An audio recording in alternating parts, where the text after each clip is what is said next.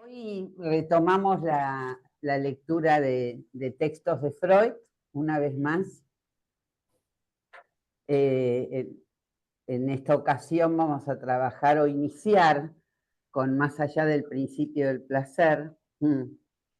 Y bueno, esta es una práctica muy, digamos, instalada en la cosa freudiana, a la que apostamos una y otra vez, la cosa freudiana como espacio de lectura y transmisión, ¿no? Y estamos ahora proponiéndonos una vez más este ejercicio de lectura de la obra freudiana. Una obra entiendo que es lo que permite un ejercicio de lectura, a eso podemos llamar una obra, ¿no? ¿Y qué decimos cuando decimos lectura? Lectura y transmisión, ¿no? No se trata con tomar un texto y leerlo en el sentido común, de recorrer palabras y frases y reconocerlas, ¿no? Sino que entendemos que la lectura que hace transmisión exige situar un decir. O sea, hacer resonar algo de la enunciación. Lo que está más allá, hablando de más allá, del enunciado y qué es lo que vivifica al texto, que lo vuelve siempre un texto vivo, que nos dice cada vez nuevas cosas, ¿no? Se trata de leer palabras que no estén ahogadas por los discursos imperantes. Me recuerda algo que Freud, esto de palabras que no estén ahogadas por los discursos imperantes. Freud una vez, refiriéndose a algunas orientaciones del psicoanálisis en el Nuevo Mundo, en Estados Unidos, dijo: confieso que desde el principio vi en este progreso una adaptación excesiva a los reclamos de la actualidad. Creo que es un decir de Freud que tiene, sí, puede aplicarse a este tiempo y a todos los tiempos, ¿no? Este texto, Más allá del principio del placer, fue publicado en 1920, lo empezó en el 19, y quiero decir, siempre hago esta aclaración, que a veces está como muy olvidado, que ya en 1923 fue traducido al español por Luis López Ballesteros y de Torres en la editorial Biblioteca Nueva, que era la editorial de Ortega y Gasset, que fue el que tuvo la iniciativa de darle a Ballesteros la traducción. Y que en el 23 ya estaba en el volumen 2 de lo que fueron 17 volúmenes, ¿no?, de la obra freudiana. Bueno, esto es una aclaración que hago para no olvidar nuestra lengua castellana. Y bueno, más allá del principio del placer, lo primero que me interesó es ir a detenerme un poco en este adjetivo, más allá, ¿no? Que tiene esta dimensión de algo que trasciende, ¿no? Que a veces tiene una connotación un poco, ¿cómo decirlo? Sí, exactamente, como mística, lo del más allá, ¿no? Hay un más allá, ¿no? En el sentido de la trascendencia.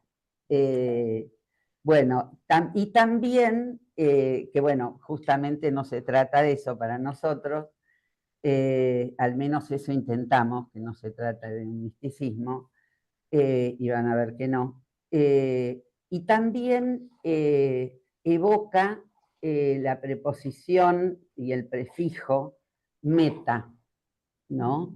Que es más allá también, ¿no? Que también significa más allá. Y lo traigo porque nosotros venimos de trabajar el año pasado en los textos freudianos la metapsicología de Freud, justamente, ¿no? Que por Freud llamada también así, metapsicología, esto que trasciende o va más allá que la psicología, que también, bueno, evoca la metafísica, ¿no?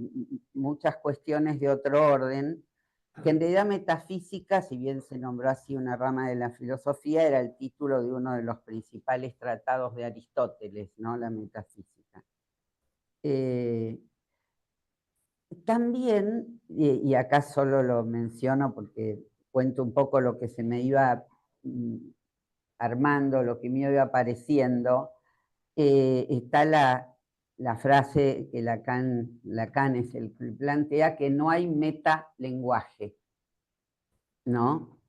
Referido es que no hay más allá del lenguaje, ¿no? Además, meta en epistemología se usa cuando para referirse a algo que en su propia categoría es superador o englobador, ¿no? Por ejemplo, la metadata son los datos respecto de datos, ¿no? Esto es lo que no habría en relación al lenguaje. Bueno, y en realidad también quería subrayar que si bien en la serie de trabajos de Freud que están englobados dentro de lo que es llamado metapsicología, no aparece más allá del principio del placer. Pero Freud sí lo incluye. Freud incluye ya en el principio del texto, acá Ingrid por ahí después lo que va a decir que justamente en la medida en que el texto más allá tiene en cuenta el punto de vista tópico, dinámico y económico, está ubicado dentro de lo que ubica como metapsicología. Que ahí tenemos que preguntarnos si todos los textos que prosiguen no son de algún modo metapsicológicos, ¿no? Supongo el ordenamiento ubicado así, no sé si tiene que ver con el primer ordenamiento que se hizo de textos freudianos, pero es importante subrayar que Freud mismo lo ubica en ese lugar, ¿no? Perdóname, no sé si el ordenamiento lo hace él. Pero acá él ubica, bueno, pero acá Freud ubica esto como metapsicología. No está regido por él, sí, él sí. Claro, acá, exacto. Ah. No sé. Lo veía muy bien. Bueno. ¿Cómo? Claro, que tal vez quedó como más por el lado de los textos públicos. Es como está pensando el aparato y ahí es donde la psicología. Yo y el ello, digo, lo que sigue sí. está destinado a armar eso que él quiere nombrar como el aparato. Claro, y que tiene este nuevo, digamos, esta nueva estructura, llamémoslo así, a partir del más allá, cuando sigue con los otros textos. Ya es lo que inicia con más allá se va a sostener hasta el final de la obra, digamos, ¿no? Marca un antes y un después en la obra freudiana, ¿está? El texto por eso tiene ese lugar tan especial, este texto, por lo que introduce y modifica de lo que es la estructura. Este texto, publicado en 1920, pero sabemos por la correspondencia de Freud que él lo empieza a escribir en marzo de 1919, ¿no? Y lo prosigue bastante tiempo, ¿no? En ese tiempo también escribe El Ominoso, en 1919, sí. Ya en junio de 1920 presenta un resumen en la Sociedad Psicoanalítica de Viena y luego se publica, ¿no? Bueno, esto de que haya tenido el inicio en marzo de 1919 plantea una cuestión en relación al contexto de ese tiempo en Austria y en Alemania, ¿no? Porque la Gran Guerra, como la llamaron, la Primera Guerra, fue del 14 al 18, ¿no? Y recién en el 19 se firma el Tratado de Versalles, que da, digamos, formalmente concluida la guerra, que implicó para Alemania una pesada carga de deuda de guerra y demás, con lo que implicaba luego digamos, de restricciones, de privaciones, hambre, frío, bueno, que Freud no dejó de padecer, él y su familia, ¿no? Entonces también un poco aparece la pregunta si este escrito, más allá del principio del plan ser, donde él va a ubicar que hay algo que rige primaria e independientemente del principio del placer, que es la compulsión y la repetición. Bueno, esto no me voy a detener en el texto en sí, yo voy a dar más el contexto, pero digamos, esto que funciona primaria e independientemente del principio del placer, la repetición, la pulsión de muerte, sí tendría alguna relación con esto que implicó la Gran Guerra y en los padecimientos. Freud tenía 2 hijos que estaban en la guerra, que no murieron, pero... Y luego además muere su hija Sophie, ¿no? Sophie era la madre del famoso niño del Fordá, ¿no? Era su hijo mayor. Bueno, y Ernst Wolfgang Halberstadt era el nombre del famoso niño. De todas formas, ya vamos a ver, porque después Freud aclara que la muerte de su hija fue posterior al inicio de la escritura de este texto, que en realidad ella muere... Claro, de que él lo aclara, ahora voy a contar un poco de eso que es interesante. La relación a su cómo teoriza el duelo. Claro. ¿No? Pero no, él empieza a escribir este texto antes de la muerte de la hija, que en realidad muere rápidamente, podríamos decir, no es una larga enfermedad, con una neumonía, sí, una gripe complicada con neumonía que también... acá en la gripe española muere. Claro. De la pandemia. Se contagia, ¿no? Que también dice en el texto que tenía que ver con los padecimientos de la guerra que dejaban, como la mala alimentación y demás, dejaban a las personas mucho más vulnerables a las infecciones y a los contagios, bueno, que también de algún modo tuvo que ver, y que cuando muere ya estaba embarazada de su 3er hijo, ¿no? Sí, así que fue, bueno, en realidad traigo esto como una cuestión que se planteaba en relación a este texto, hasta dónde estaba de algún modo unido, tomado, condicionado, no diría causado, ¿no? Y es más, ahora voy a leer algo de esto y lo que Freud dice al respecto también, ¿no? Hubo un primer biógrafo de Freud, Fritz Wittels, que plantea, digamos, interpreta el último sistema, dice acá, psicoanalítico. Este es un texto de una biografía de Freud de Peter Gay, que plantea que este biógrafo, el primer biógrafo de Freud, en vida de Freud, obvio, escribió que en 1920, con Más allá del principio del placer, Freud nos sorprendió con el descubrimiento de que en todo lo que vive, además del principio del placer, esto es textual de Wittels, además del principio de placer, que desde los días de la cultura helénica ha sido denominado eros, hay otro principio: lo que vive quiere morir. Originado en el polvo quiere volver a ser polvo. No solo está en ello la pulsión de vida, sino también la pulsión de muerte. Cuando Freud le comunicó esta idea a un mundo atento, estaba bajo la impresión de la muerte de una hija joven, esto es un error, todavía no había muerto, que perdió después de haberse tenido que preocupar por la vida de varios de sus parientes más próximos que estaban en la guerra.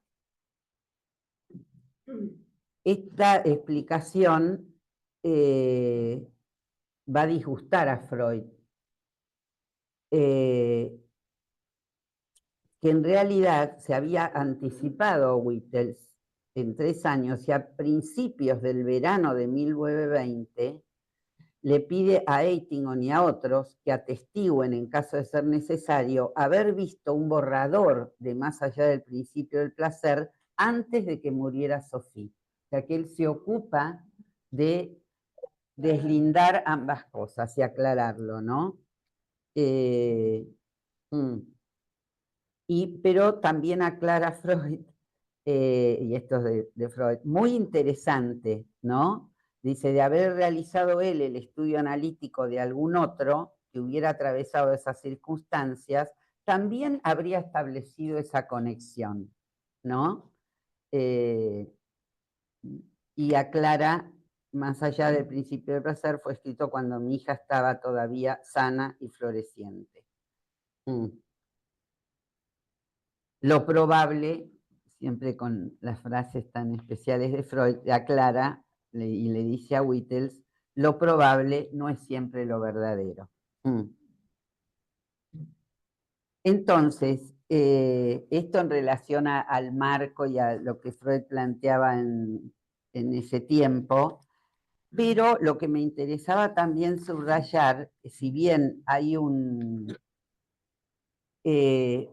marca un antes y un después en la obra freudiana, en realidad, si bien introduce la dimensión de la pulsión de muerte, ¿no? Como retorno, como retorno al punto de partida, la tendencia a volver al origen, al estado primero de no vida, ¿no? También Freud dice el organismo solo quiere morir a su propio modo, pero también va a seguir sosteniendo las pulsiones sexuales, que muestran otra cosa, estar al servicio de la vida. De modo que lo que Freud no abandona ni ahora ni nunca, desde el inicio de su obra, es la bipulsionalidad, ¿no? La existencia de dos pulsiones en conflicto.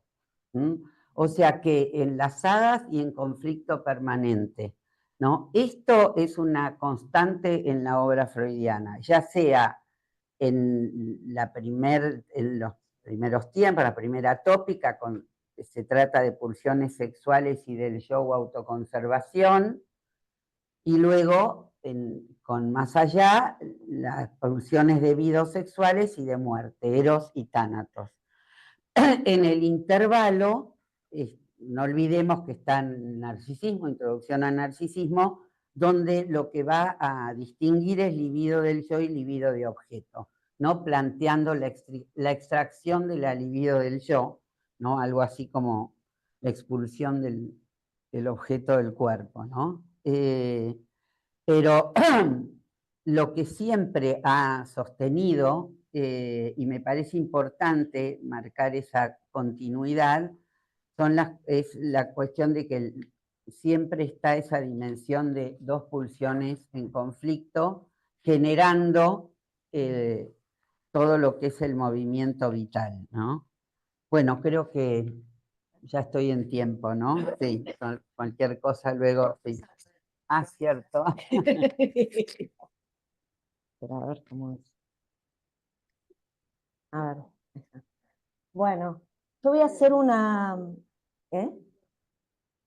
voy a hacer una puntuación de los 3 primeros capítulos, de los 3 primeros apartados del principio de placer, pero los hago muy por arriba, como en principio nos tomamos 4 encuentros para desarrollar este texto, hago como un abuelo de pájaro, ¿no? Los 3 primeros apartados para llegar a las preguntas que Freud se hace sobre la compulsión a la repetición. Freud en la teoría psicoanalítica dice que se adopta el supuesto de que los procesos anímicos son regulados por el principio de placer, hasta este momento. Refiere con placer y displacer, que es esto lo que decía Celia recién de la polaridad, a la cantidad de excitación presente en la vida anímica, cantidad no ligada, y el displacer va a corresponder al aumento de esta cantidad, y el placer a la disminución, en un periodo determinado de tiempo.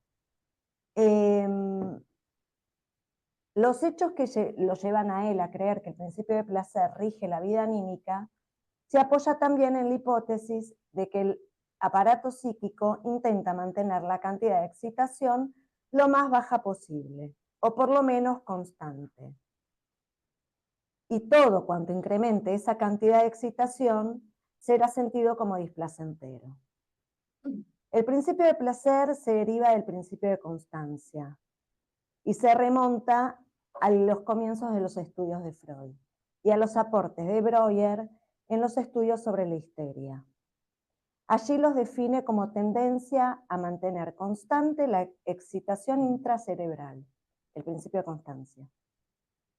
Pero dice que es incorrecto pensar que el principio de placer domina los procesos anímicos, ya que la experiencia muestra que en la mayoría de nuestros procesos anímicos no son acompañados por placer, o llevan al mismo. Los procesos anímicos no tienen por qué llevar al placer. Entonces habla de unas fuerzas que se contraponen. Por un lado, las fuerzas con tendencias al placer, y por otro lado, las fuerzas que las contrarían. Esta idea de oposición de fuerzas se basa en la física de Newton. Hasta principios del 1900, toda la física se basaba en la física de Newton. Luego aparece, creo que, bueno, no sé si 1910, 1920, por ahí aparece Einstein con la teoría de la relatividad, pero hasta ahí, y hoy en día también, la física básica es la física de Newton. La primera ley de movimiento de Newton, de la mecánica clásica, es el principio de inercia. ¿Qué dice ese principio? Que un objeto va a permanecer en reposo o con velocidad constante a menos que una fuerza externa actúe sobre él. Freud basa este conflicto de fuerzas sobre este principio, que la tendencia se mantendría constante o disminuiría a cero a menos que haya una fuerza que se oponga. Freud dice que el relevo del principio de placer por el principio de realidad puede ser responsabilidad, en una parte, de las experiencias de displacer. Pero otra fuente de displacer surge de las pulsiones, que son inconciliables con otras, y son segregadas por el proceso de represión. Se le corta la posibilidad de alcanzar su satisfacción, y si luego, con ciertos rodeos, consiguen procurar esta satisfacción directa o sustitutiva, es sentido esta satisfacción por el yo como un displacer. Todo esto es lo que más o menos plantea en el apartado 1. Luego, en el apartado 2, habla de las neurosis traumáticas de la posguerra y de la repetición en los sueños de la situación del trauma. Y también va a mencionar el juego de los niños, el tema del Fordá, da el detalle del niño que jugaba cuando la madre se ausentaba, arrojaba el carretel y después lo recuperaba, y que también lo menciona como una repetición, de desaparecer y aparecer. Y dice que el niño repite en el juego una impresión desagradable, y que esta repetición iba conectada con una ganancia de placer, pero de otra índole. Bajo el imperio del principio de placer, existen suficientes medios para convertir en recuerdo y elaboración anímica lo que en sí mismo es displacentero. Tanto sería en el sueño traumático como en el juego. Pero dice que estos casos no les sirven para el propósito de fuerza. A ver, esperen. En estos casos no sirven para el propósito de fuerzas, ya que presuponen la existencia y el imperio del principio de placer. Como si todo el aparato anímico estuviese bajo esa dominancia del principio de placer. Y no son testigos de tendencias situadas más allá de este principio, más originarias e independientes de él.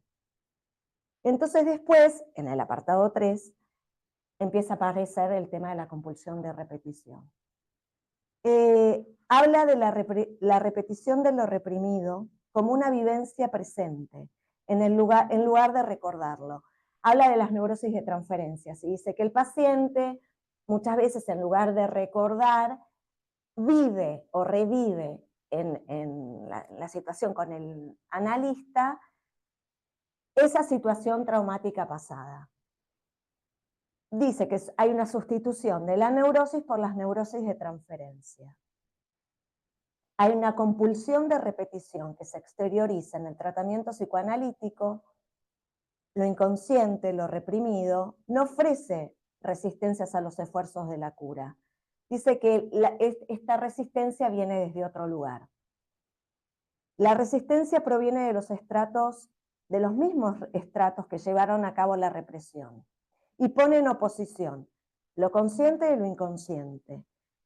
Ya no lo consciente y lo inconsciente, sino el yo coherente y lo reprimido. El artículo que continúa después es el yo y el ello. Está como iniciándose hacia ese lugar. Y entonces se pregunta qué relación guarda con el principio de placer la compulsión de repetición y la exteriorización forzosa de lo reprimido. Y dice, lo que la compulsión de repetición hace revivenciar provoca displacer al yo. Pero esto no contradice el principio de placer, ya que es displacer para un sistema, pero al mismo tiempo satisfacción para otro. Pero lo nuevo es que la compulsión de repetición devuelve también vivencias que no contienen ninguna posibilidad de placer y que tampoco fueron placenteras en aquel momento. Los neuróticos repiten en la transferencia todas las ocasiones indeseadas, las situaciones afectivas dolorosas, reanimándolas con habilidad. Nada de eso procuró placer entonces. Se creería que produciría un displacer menor si emerge como recuerdo o en sueños en lugar de vivenciarlo nuevamente. Se trata de pulsiones que estaban destinadas a satisfacerse, pero en aquel momento no lo hicieron, sino que conllevaron displacer. Se repite a pesar de todo. Una compulsión esfuerza ello. Este retorno de lo mismo se da no solo en una conducta activa de ciertas personas, sino también que hay casos en que una persona parece vivenciarlo pasivamente. Entonces cuenta el ejemplo de, por ejemplo, una mujer que se casa, queda viuda, y después tiene 3 matrimonios sucesivos, a lo largo de 3 matrimonios siempre estuvo al lado del lecho de muerte, con lo cual vivenció de manera pasiva este displacer. Y repitió de manera pasiva esto. Esto es raro, porque parece medio esotérico ahí, ¿no? Sí. Bueno. Claro, como un destino. Sí. Bueno, después veamos. Claro.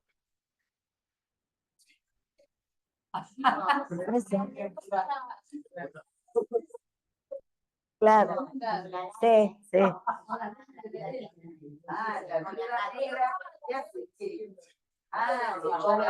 Mataba, no se mataba rata.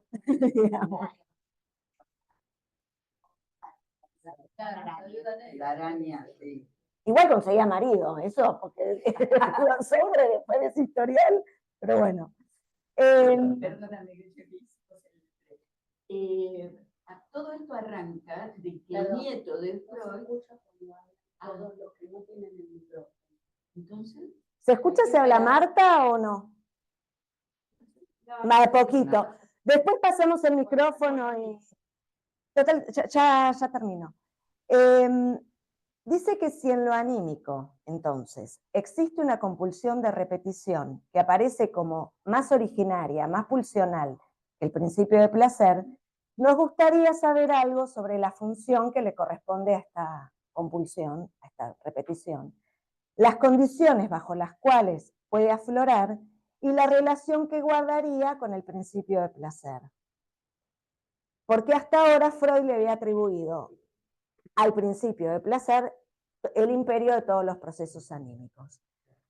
Acá quedaría como planteado el artículo. Yo no sé, no, pero no, me parece que no. Mencioné algunos conceptos que va tomando él en los otros capítulos siguientes, pero me parece que esto está bueno para ya abrirlo y cortar acá, ¿no? Por hablar. Bueno, la dinámica es la siguiente. Alguien que coordine, que haga y vamos pasando el microfonito para que los que están... Esto lo podemos También hay que estar atentos. Sí, y que levanten la manito. Le paso a Marta. Levanten la manito, hay que saber que levanten la manito. Bueno, Esto lo podemos ir girando. Ah, gracias. Giramos después el...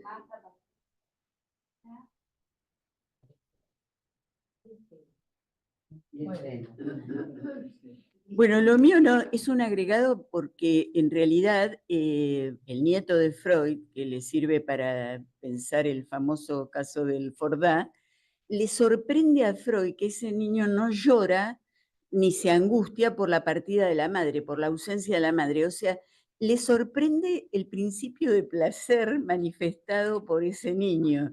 Yo pensaba en la clínica, ¿no? Qué interesante, porque uno le dedica toda su atención al síntoma, a la queja, al padecer del paciente. Digo, pero él presta atención a un niño que no llora frente a la ausencia de la madre. Me parece que es el disparador de toda la reflexión que sigue. Claro, me pareció súper interesante encontrar eso. ¿A quién le paso? Bueno, ¿qué tal? Buen día. Volviendo un poquito a esto último que dijimos sobre la viuda, que en forma pasiva repite esto que parece, digamos, que ahí parece que Freud se fue para cualquier lado, ¿no? Pero bueno, justo lo estaba relacionando con algo que leí un poco al pasar de neurociencias, que decía algo sobre el trauma, que decía que justamente las personas quedan ligadas, bueno, ahí en neurociencia habrá al recuerdo del trauma, y que le cuesta salir de eso porque queda como una cuestión defensiva, ¿no? O sea, por supuesto que después dice, a modo del conductismo, daba cuestiones no nada psicoanalíticas para el tratamiento de esto, ¿no? Pero bueno, me parecía interesante la lectura de la cuestión defensiva, y bueno, me parece que esto es lo que está más allá, ¿no? Lo que después se trabajará como el fantasma, pero esta mujer... Como la... No, lo que decía, bueno, ahora no tengo acá el artículo, que los pacientes, digamos, retornan todo el tiempo a ese lugar traumático y lo repiten, o sea, lo provocan algo de ese encuentro, de esa angustia, y además lo pueden generar en su vida, digamos, porque queda siempre atento de manera defensiva a que le pueda volver a ocurrir, ¿no? Así lo explicaba la cuestión de la neurociencia, ¿no? Como alerta. Sí, Claro. porque por temor a que ocurra, lo produce. Sí. O sea, como si, claro, sí, pero bueno, es contradictorio, sí. Pero bueno, me parecía interesante igual pensarlo como aquello que queda, digamos, lo traumático, y que de alguna manera vuelve a producir, ¿no?, la situación de manera pasiva. Generalmente, como esta viuda, lo veríamos como objeto, ¿no? Pero bueno, como para seguir pensando. Sí.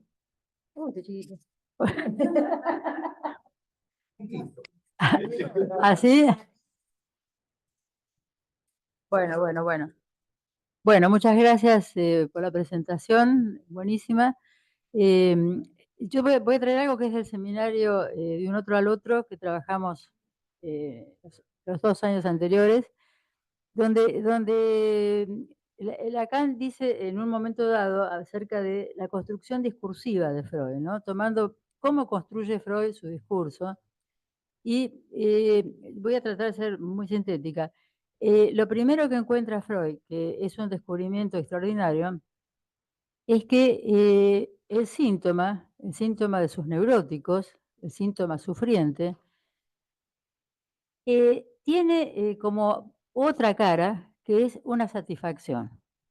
O sea, el paciente viene y se queja de la insatisfacción sexual, bueno, toda una estructura que él empieza a construir ahí, por lo que algo que no anda en lo real de la vida sexual.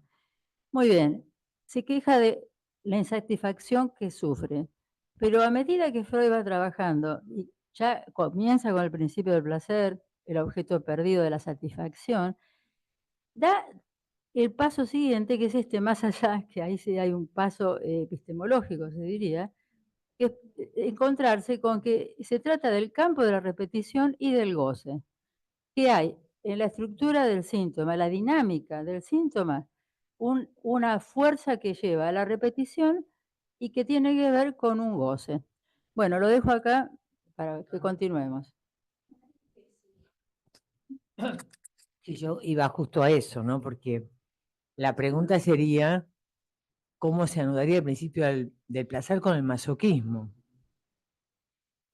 Y es decir, como que en algún punto no alcanza el principio del placer para situar la organización del psiquismo, ¿no?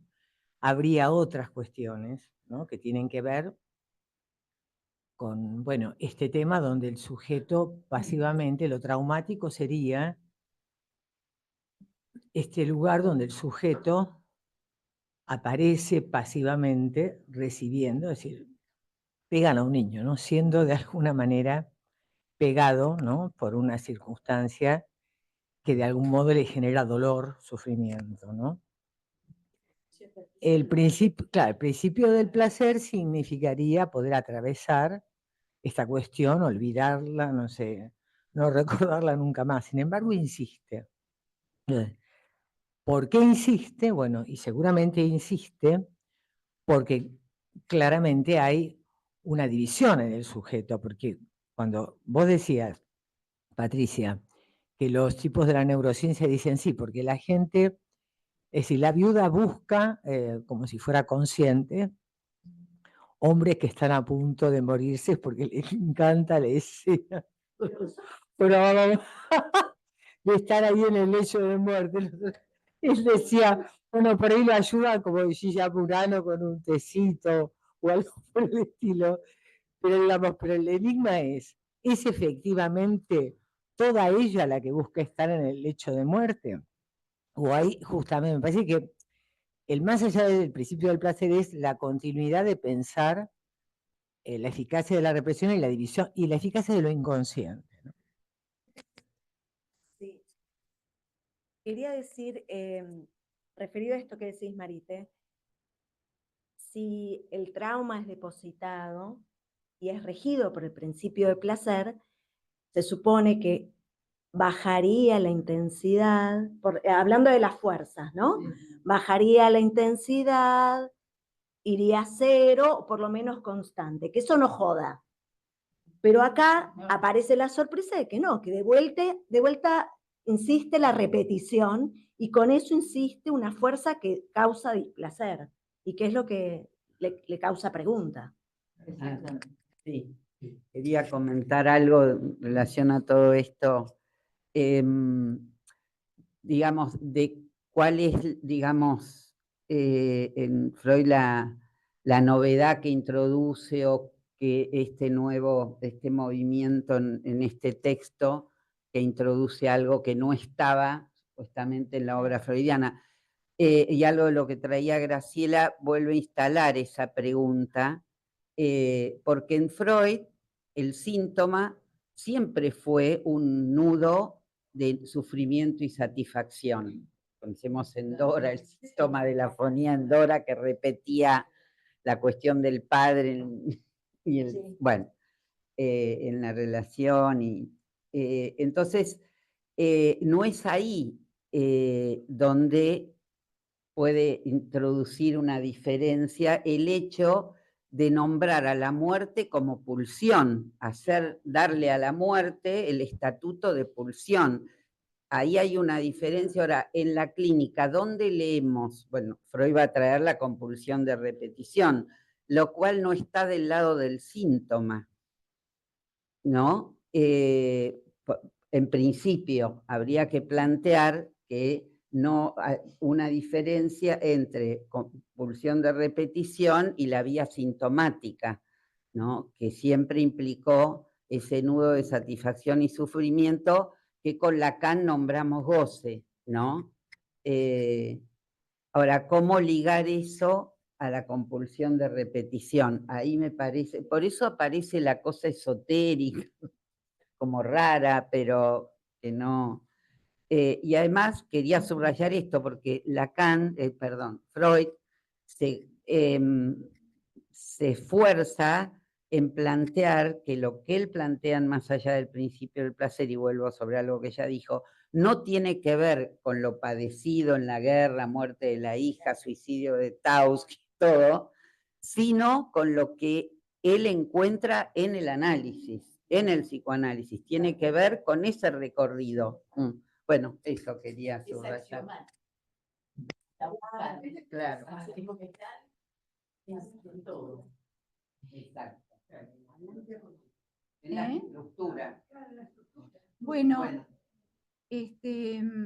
retomando estas ideas y lo que trae Graciela, en fin, todos los que hablaron hasta ahora, quería recordar que en ese apartado, no el primero, sino el segundo, creo,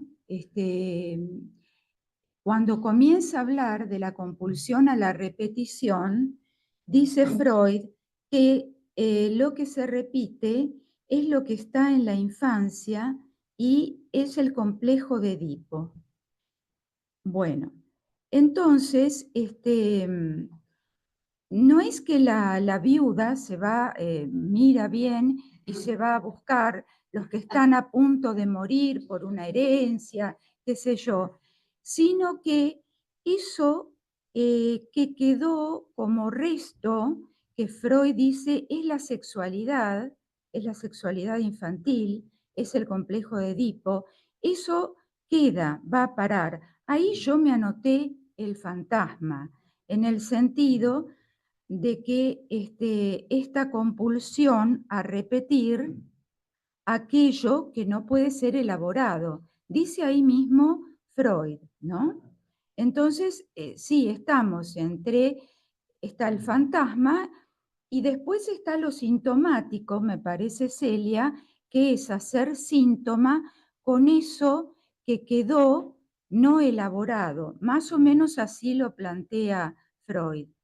Bueno, y después algo que recordé de la cuestión de la gripe, la española, tan trágica que fue en el mundo de esos años, porque Sophie, que era la hija llamada de sus ojos para Freud, muere infectada por esa gripe y Freud dice, no está escrito, pero bueno, no sé dónde está escrito, pero circuló esto durante nuestro COVID, ¿no? Y lo que planteó Freud es que su hija, que estaba embarazada, debió haber abortado, porque eso le complicó la enfermedad, la infección, ¿no? Bueno, murió ella embarazada, sí. Porque- Bueno, paso el micrófono a Raquel, Susana y Raquel. O Raquel y Susana, no sé.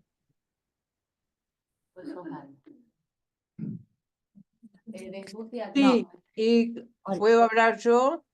Sí, por favor. Justo quería retomar lo que dijiste, porque a mí me parecía, como pregunta, ¿no? Respecto de lo que están hablando de esto de la viuda que repite, en esta cuestión que dijiste respecto de lo que se repite, lo que está en la infancia y demás, si no había si no se podía pensar como esta cuestión de un intento de inscripción o de ligar algo, digamos, que es del orden del trauma y bueno, como un intento de ligarlo. La verdad que me hizo acordar un poco a un concepto de Winnicott, que es el miedo al derrumbe también, ¿no? Que, pero no, porque es algo no vivenciado. Y acá hay algo que se vivencia, que es una muerte, pero que se busca reiterar. Y yo me pregunto si no es en un intento de ligazón, de elaboración de lo traumático, ¿no? Es una pregunta. Pero lo que le quería preguntar a Celia, porque la verdad que me gustó mucho el modo de presentación, esto de leer siguiendo la enunciación, ¿no? Pensando en la enunciación. Cuando dijiste palabras que no estén ahogadas por el discurso imperante, quería preguntarte si esto es una frase tuya o es algo que dijo Freud porque lo quiero mencionar en un trabajo. Le digo, Entonces dijo Celia Roca, bla, bla. Bueno, a ver, claro, en un sentido, qué sé yo, de quién son las frases, pero Freud, es decir, eso, como Freud hablaba de la criptomnesia, viste, que uno no recuerda de dónde leyó, así Sí, que tal cual. supongo que en algún lugar, algo por ahí no textual, yo he leído, pero no es en Freud. Esto sí, no lo leí. Freud no usaba la palabra discurso, además. Claro. No es un término freudiano. Es posterior a Freud, ¿no? No solo en Lacan, sino fue un término de otras épocas. Pero lo que sí yo traje de Freud, porque no lo dice en esos términos textual, pero dice eso, es cuando él habla de lo del psicoanálisis en Estados Unidos y que digamos, esa modernización en realidad implicaba, sí, de abandonar buenísimo, la propia lógica, ¿no? Sí, que está de algún modo lo del discurso. Pero me parece ahora que lo traes que es un riesgo que los analistas, no sé si el psicoanálisis, pero los analistas siempre de algún modo corremos porque cada época tiene sus discursos imperantes, sí. Por ahí Freud tuvo que, justamente para descubrir el inconsciente, inventar el psicoanálisis, que abandonar los discursos de época, por ejemplo, respecto a la histeria. Sí, sí. ¿No? Si no, no hubiera podido escuchar eso otro que él logró escuchar, ¿no? Bueno, pero... Gracias, gracias. Sigue Raquel, Osvaldo y Graciela. Hola. Después de Raquel, Cristina. No, yo me quedé pensando dos cosas, se me asociaban dos cosas distintas. Una era que había leído hace mucho en un artículo de un psicoanalista francés que es Le Goffret, que es de la escuela de Alouche, Le Goffret, que trabaja la cuestión del trauma en relación a la guerra, justamente, ¿no? Claro, a la guerra, digamos, a la Segunda Guerra Mundial, a sobrevivientes del Holocausto, etcétera. Dice algo parecido a lo de Freud, que se necesitan 3 generaciones, digamos, ¿no? Para que algo de eso pueda encontrar como alguna vía simbólica. pensando en lo que vos decías del trauma, ¿no? Como que él lo llama el puesto aparte. Dice que el trauma es un puesto aparte, porque quedó por fuera del comercio simbólico, digamos, ¿no? Fuera de la memoria y fuera del enlace de palabra, ¿no? Hay algo que queda ahí, pero que sin embargo retorna y habla de esto, ¿no? De algunas, algo que pudo recoger en la clínica es que se necesitan 3 generaciones como para poder decir algo de esto, ¿no? Que quedó por fuera eso en relación a lo traumático. Y después lo que decía Graciela, que me parece que está como muy en relación al seminario que leímos, ¿no? Porque justamente más allá del principio del placer hay como otro principio, ¿no? U otro inicio que está en relación bueno, a la constitución del sujeto en el campo del otro, que es displacentero, ¿no? Y ahí se ubica lo del goce, ¿no? Bueno, eso. Cristina, y perdón. No, Espera que llegue. ¿Esto es así? Sí. Bueno, esta pregunta que largaba Celia con respecto a, bueno, que es de otro orden, la compulsión a la repetición, sí, que la pulsión de muerte, ¿no? Y pensaba si en la compulsión a la repetición siempre estamos hablando si hay un síntoma, pero hablamos de la represión. En cambio, de la pulsión de muerte, me lo imaginaba, lo pensaba más como un traumatisme, que es un agujero, ¿no? Y agregando lo que decía Raquel, que queda por fuera y que no está, digamos, como que la palabra estuviera rota ahí, ¿no? Que no hay ninguna articulación con eso. Pero es interesante, bueno, cómo retorna eso en la clínica, digamos, cómo lo podemos leer en la clínica, porque lo que leemos son los síntomas, los fallidos, las formaciones del inconsciente, pero eso, digamos, cuando hay algo que es muy fuerte, la tendencia al suicidio o a distintas maneras de, digamos, de melancolía, por ejemplo, ¿no? La melancolía, digamos, cómo esta pulsión de muerte se puede leer en la clínica. Me pareció muy interesante esa diferencia, digamos, de la compulsión. Bueno, no. Pulsión de sino del síntoma. Sí, bueno, sí, del sufrimiento. Bueno, y después quería agregar, porque claro, cuando con el subgrupo en la cosa freudiana empezó a modelar y armar el programa para digamos, después del programa de Mazota, habíamos empezado con el término de metapsicología y todo eso, y si no recuerdo mal, acá tengo algunos apuntes, estaba esa pregunta que le hacía Lu Andrea Salomón a Freud cuando iba a escribir su metapsicología. Y él le contesta, metapsicología todavía ni la empecé. Pero él escribe en una semana, ¿cuánto eran? 2 semanas, 3 semanas, 12 ensayos, de los cuales se recuperan solo los 5 conocidos y que, como alguien dijo, eso está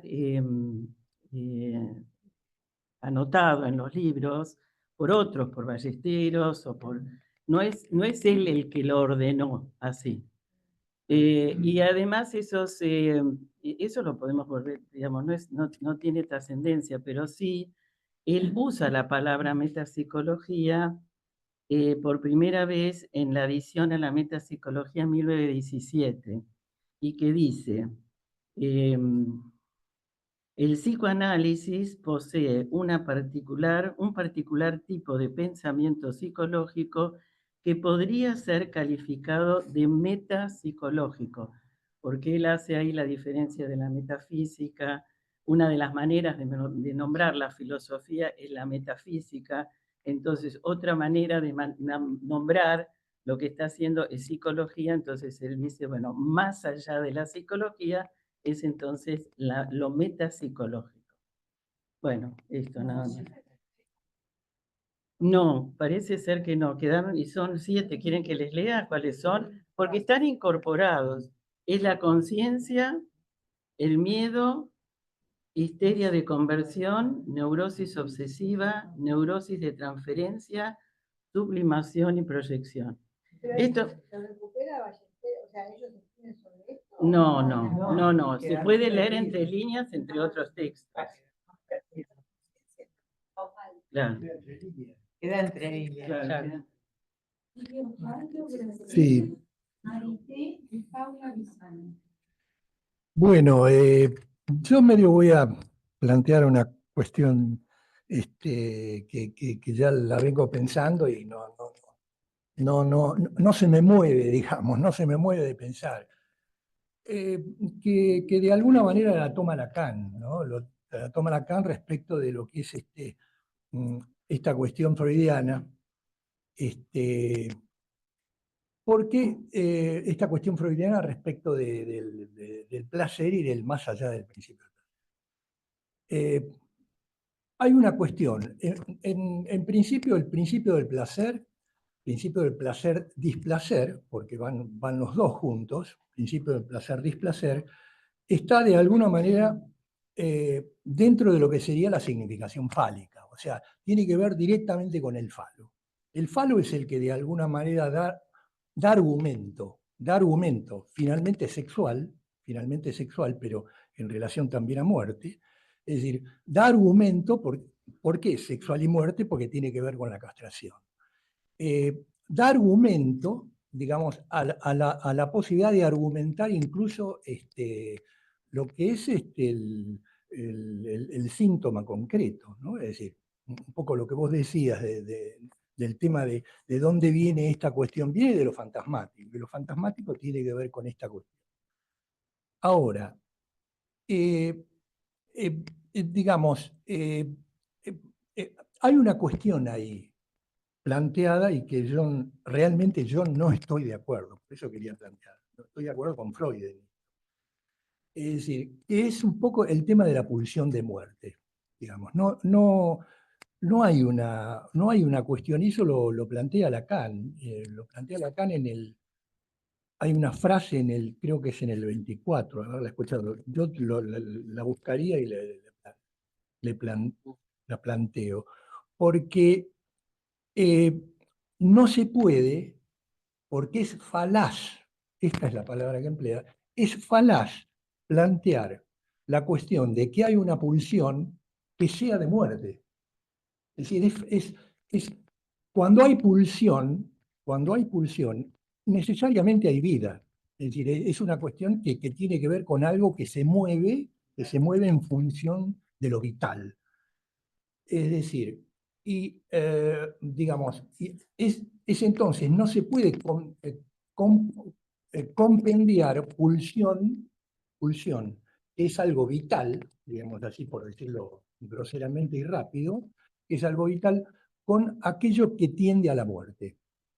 Es decir, lo único que puede haber, y eso lo digo yo, lo único que puede haber en términos de muerte es un deseo de muerte.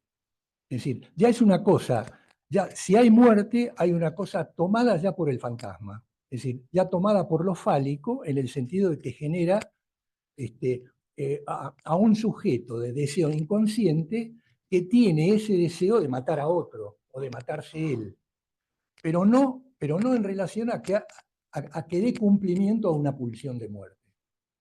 Bien. Esto es lo que me parece que es importante, por lo menos para mí. Y en ese sentido, digamos, creo que es importante ubicar que necesariamente que el más allá del principio del placer es esa cosa que está realmente fuera de lo que, eso que queda fuera, que queda como enunciación, precisamente tomando Hipólito, es decir, como enunciación, porque efectivamente somos lenguajeros, que queda no en el sentido místico de una trascendencia, sino aquello que de alguna manera trasciende o se maneja en términos de enunciación para lo que es lo discursivo, es decir, concretamente lo discursivo. Bueno, acá dejo. Sí, sí.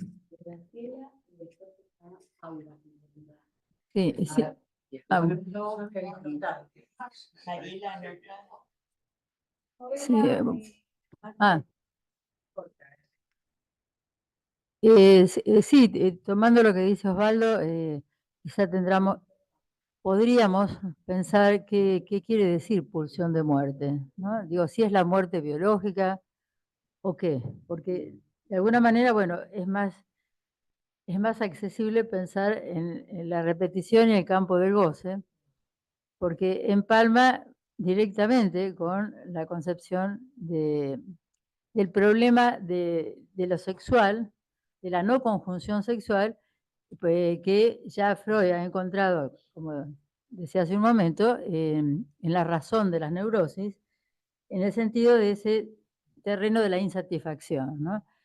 Digamos, quizá lo que nos cuesta justamente es, bueno, a lo mejor conviene no olvidar esto. Cuando Freud encuentra que se trata de esta insatisfacción en la producción, bueno, el sufrimiento de la neurosis, al tiempo, bueno, ya sabemos que Jung se plantea otra interpretación donde ya no se trata de un problema con la libido.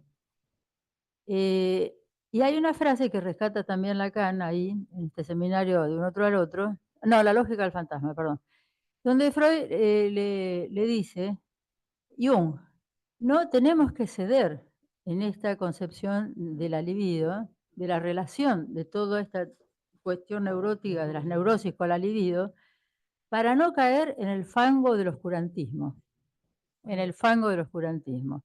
Bueno, lo rescato porque me parece interesante. Exacto.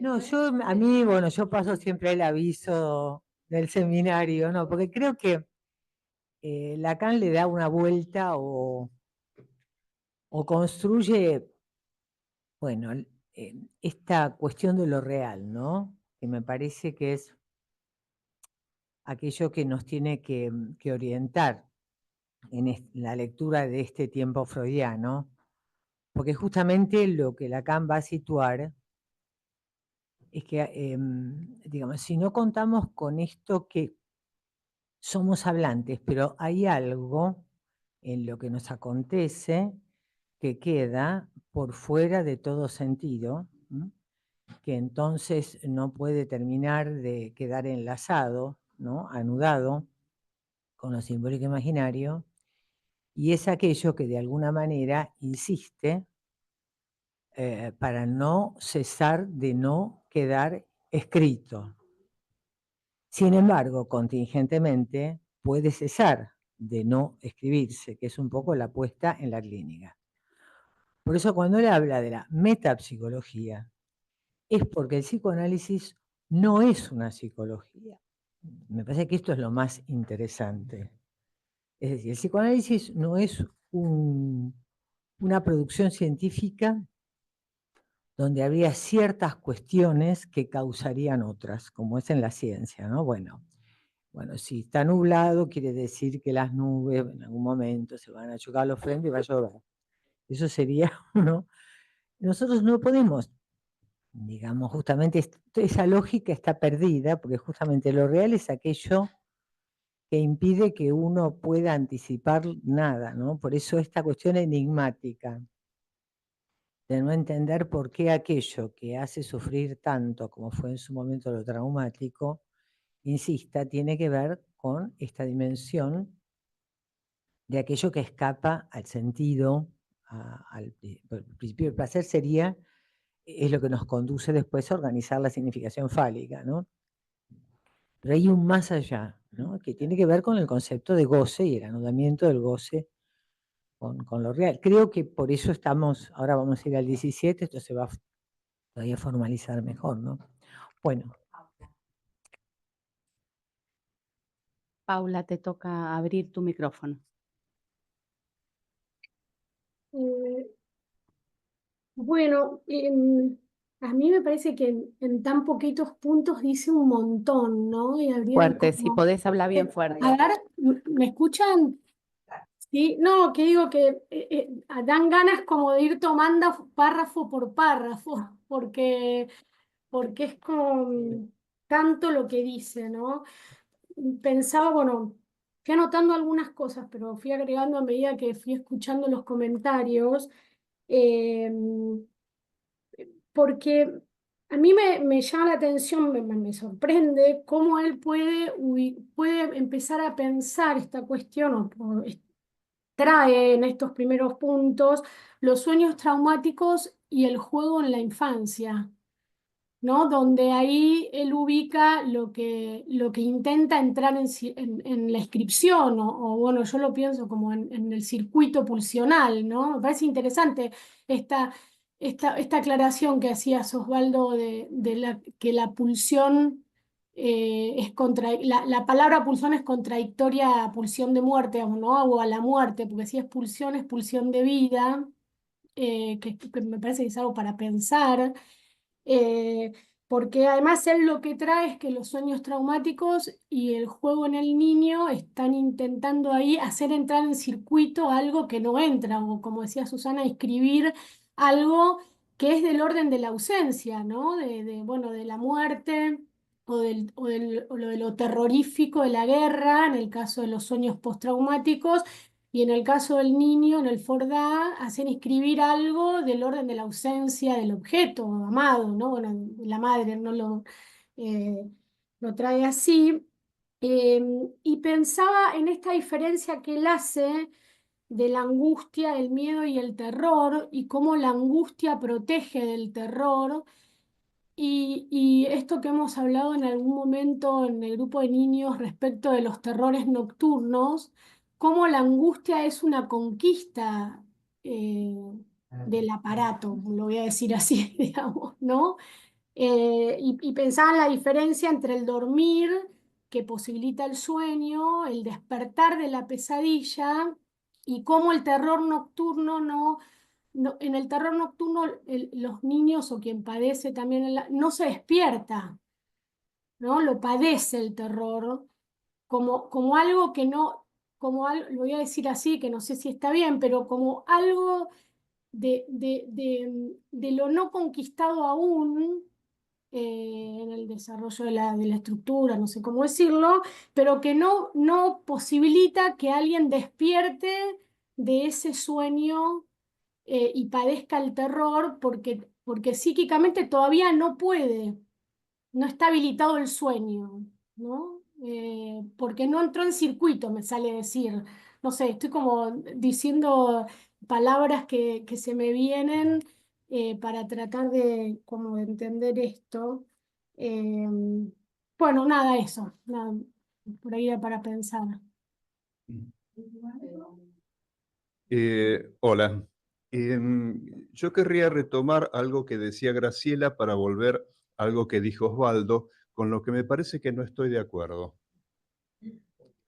La pregunta sería, ¿a qué llamamos pulsión de muerte?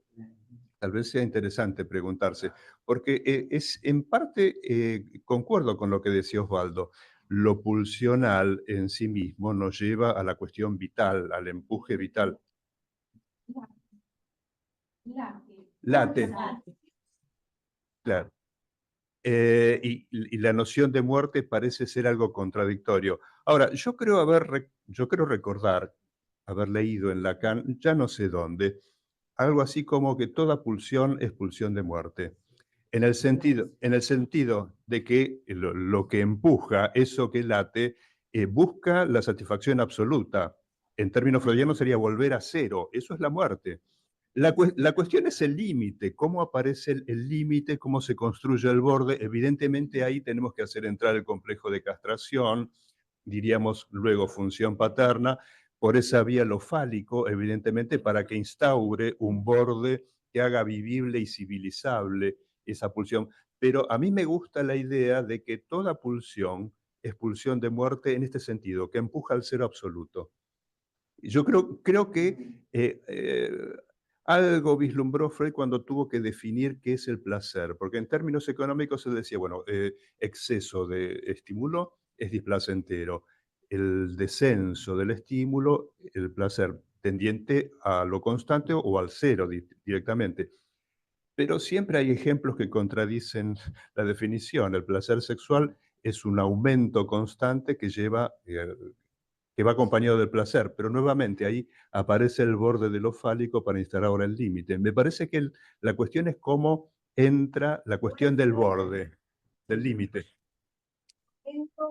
Orgasmo. Digo, para el placer sexual. Claro. El bitutito. Le toca a Bettina.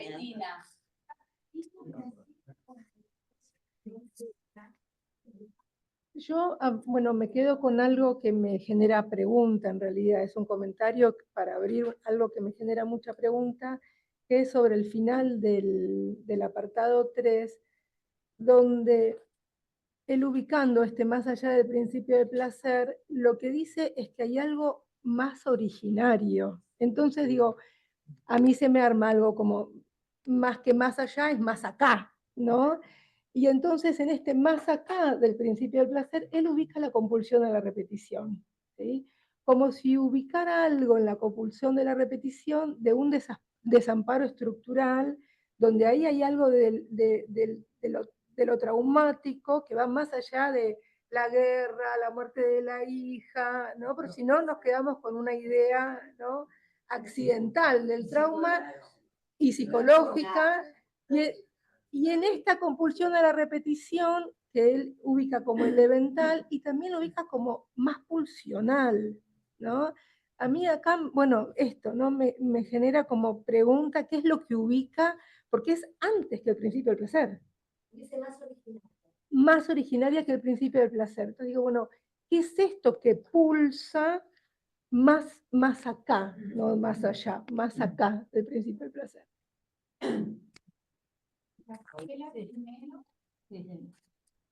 Bueno, sí, lo que está diciendo Bettina, porque si lo tomamos desde la perspectiva de la inscripción del sujeto en el lenguaje, del enganche, digamos, del ser vivo en el lenguaje, podríamos decir, ese es el trauma originario. ¿Por qué? Porque ahí pierde ser.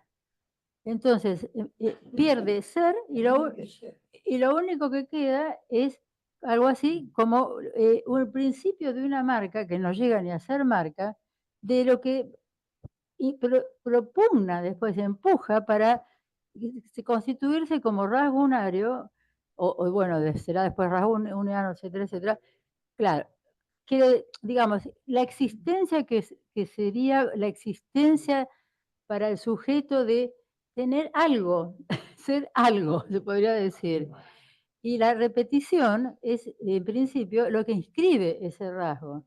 Ese rasgo no es nada, es una pequeña huella, pero la insistencia de la repetición le da como un algo de ser, ilusión de ser, se podría hacer. Bueno, decir, gracias. Bueno, perdonen que intervengo de nuevo, pero me queda picando el comentario. No, porque es cierto, es cierto. Yo creo que es importante ver, analizar qué implica decir pulsión de muerte. O sea, que es un interrogante, es un interrogante. Como tal, entonces, si lo tomamos, entonces, claro, no es algo, es algo que empuja a que muera, digamos. No, el problema no es que empuje a que muera, empuja. Y si no lo paramos con algún argumento, nos lleva a la mierda, nos tira a la mierda. Este es el problema.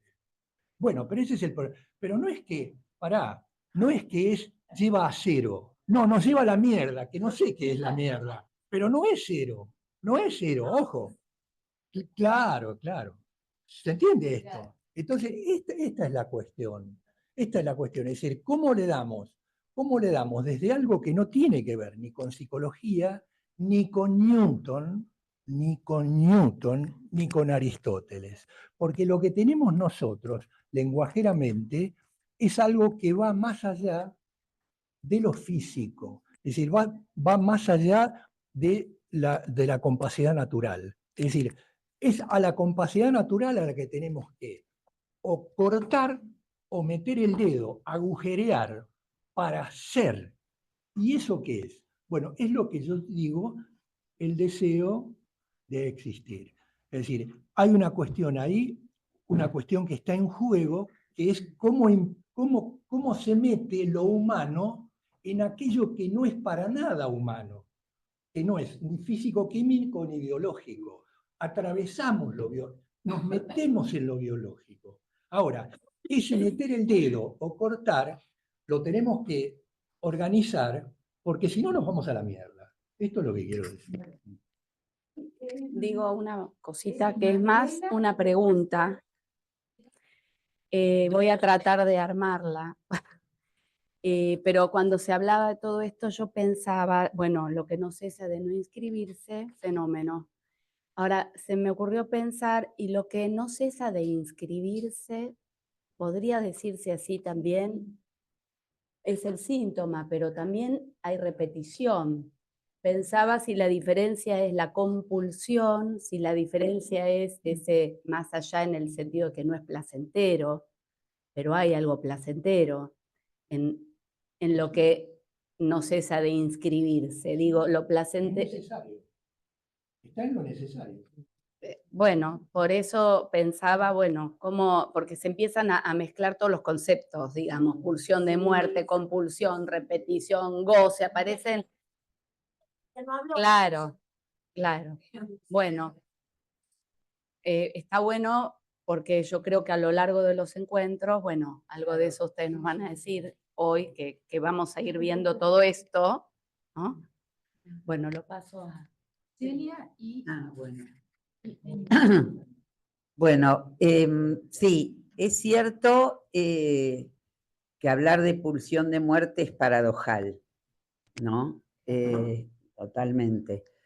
Pero bueno, eso forma parte del psicoanálisis, la paradoja. Y justamente, ya lo vamos a ir viendo a lo largo del texto, a lo largo del texto la cuestión de la pulsión de muerte toma yo diría, una dimensión moebiana. Por ejemplo, el placer, que primero parece contrapuesto, aparece en determinado momento ubicado del lado de la pulsión de muerte, porque tiende a la baja de la excitación, ¿no? Claro, a la tensión. Entonces, en ese sentido está del lado, el placer del lado de la pulsión de muerte, que en principio parecería, y al revés, la pulsión de muerte del lado del displacer del aumento de excitación. Entonces, es muy paradojal, y las vueltas que fue difíciles, las vueltas que le... después podemos leerlo desde lo real, bueno, quería decir algo también de lo necesario, pero prefiero en principio traer lo que se juega en los términos freudianos y en el texto freudiano, para hacer una lectura, sí, desde ahí, ¿no? Incluso la cuestión que Freud plantea de que toda pulsión es pulsión de muerte, lo va a retomar Lacan en el 11, pero también Freud de algún modo uno lo puede leer en este texto, ¿no? En relación a la compulsión de repetición. Me parece que, digo, abro cuestiones en relación a esa... Y bueno, y queda lo que habían mencionado, creo que Susana, de Winnicott, del miedo al derrumbe, un texto que me parece maravilloso, en relación a la repetición como un intento de inscripción, ¿no? Bueno, quedan muchas cosas en relación al fantasma o incluso a la fantasía, pero bueno, ahora... Bueno, y para cerrar, yo estoy sentada en este momento, frente a mí hay un cuadro de Freud en el balcón de su casa, creo que esa es la de Londres. Sí, a ver, ¿querés sí, mostrar? ¿no? Ah, lo podemos mostrar. A ver si se... Ay, ¿Se no ve sé qué ahí? toqué. Fíjate a ver si se ve. Con... Te toqué algo en la pantalla. ¿Sabes que creo que es la de Se Londres? ve Yo creo que es bien, la de se ve Londres. bien. No estoy... Sí, con los dos perros. No, estoy casi segura que es la de Londres. Y estaba como, hablaba y veía la foto, hablaba y veía la foto. Y como maravillada porque me imaginaba a él sentado en su escritorio con todas las miniaturas que tenía, con sus hijos que volvían de la posguerra, digamos que esto y lo traumático de la guerra, su nieto con el carrusel tirando, ¿no? con la hija que se iba y volvía, y él pensando en algo más allá de eso que veía en ese momento. Eso no le alcanzaba, digamos, ver los efectos de la guerra, ver el juego de su hijo, de su nieto, perdón. Su hermana no dos hermanas no las pudo llevar. No, a Londres no, quedaron en Viena y murieron en Viena. Pero murieron en Viena en el campo de concentración. Sí. Dos hermanas de Freud. Y él pudo llevar Pero a su digo, familia y la empleada. ¿cómo no quedó abrochado a eso que veía ahí, que era el nieto jugar o el efecto en los hijos de la guerra, bueno, o en el mismo, en la sociedad, y piensa como un poco más, ¿no? Bueno, nada. Bueno, muy bien.